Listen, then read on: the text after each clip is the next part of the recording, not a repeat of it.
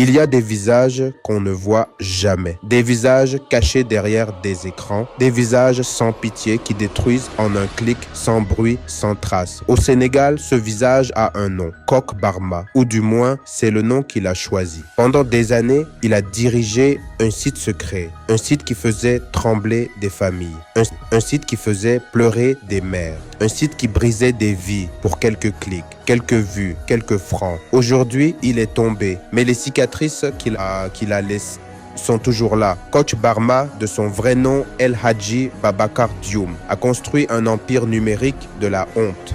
Son arme, des vidéos privées, des images volées, des conversations intimes. Il ciblait des jeunes, des filles, des garçons, des couples, parfois amoureux, parfois naïfs, parfois juste normaux. Ils s'envoyaient des vidéos, pensant que c'était privé, pensant que c'était entre eux. Mais Coq Barma, lui, les récupérait et il les publiait sans leur accord, sans leur défense, sans pitié. Et quand ces jeunes le suppliaient de retirer les vidéos, il leur répondait par du chantage. Envoie de l'argent, sinon ta vidéo restera.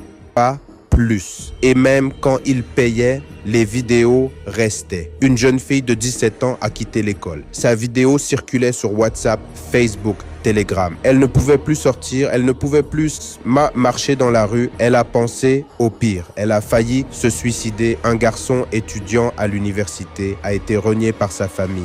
Sa fiancée l'a quitté. Il a perdu sa bourse. Il vit aujourd'hui caché, honteux, brisé. Et ce ne sont pas des cas isolés, c'est un génocide numérique, silencieux, invisible. Mais les larmes, elles, sont bien réelles. Mais alors, la question est simple. Comment avons-nous laissé cela se produire?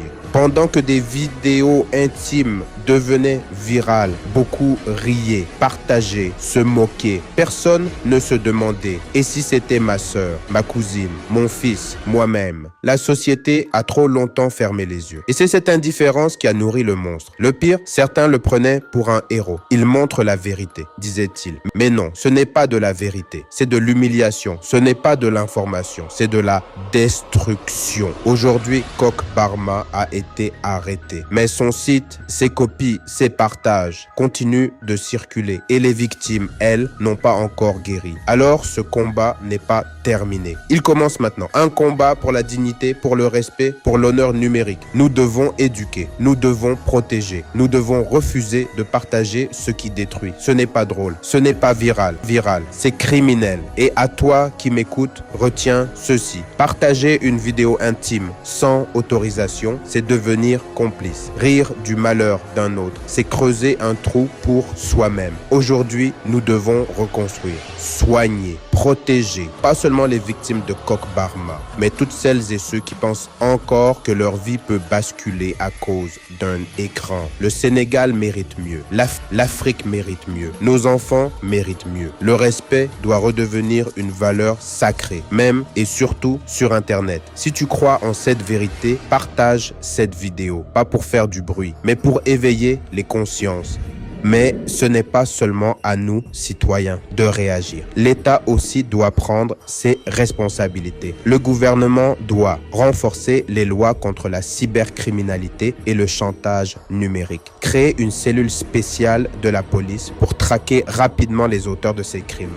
Éduquer les jeunes à l'usage responsable du numérique dès l'école. Créer une plateforme où les victimes peuvent signaler anonymement les cas de vidéos intimes diffusées sans consentement. Travailler avec les opérateurs télécoms pour bloquer les sites de ce genre dès leur apparition. Soutenir psychologiquement les victimes avec des services d'écoute, de réinsertion et de protection. Un pays qui ne protège pas ses enfants, ses femmes, ses jeunes, est un pays qui se détruit lentement. Aujourd'hui, nous devons reconstruire, soigner, protéger, pas seulement les victimes de Coq Barma, mais toutes celles et ceux qui pensent encore que leur vie peut basculer à cause d'un écran. Le Sénégal mérite mieux, l'Afrique mérite mieux, nos enfants méritent mieux. Le respect doit redevenir une valeur sacrée, même et surtout sur Internet. Si tu crois en cette vérité, partage cette vidéo, pas pour faire du bruit, mais pour éveiller les consciences